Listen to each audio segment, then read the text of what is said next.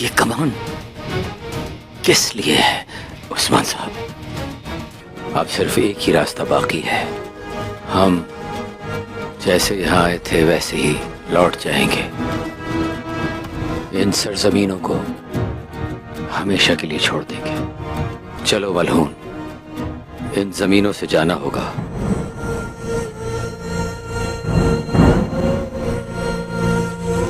قائی قبیلے کو 3 الگ الگ حلقوں سے محفوظ کیا جاتا ہے.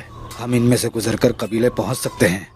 عثمان صاحب نے آج ہی دستوں کو دگنا کر دیا ہے. مطلب عثمان اپنے خوف کو دبانے کے لیے اقدامات کا سہارا لے رہا ہے.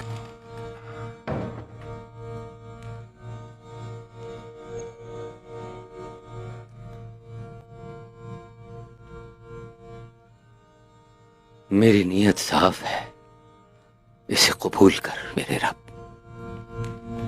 For more updates, subscribe to our channel, click the show links and enjoy watching the videos.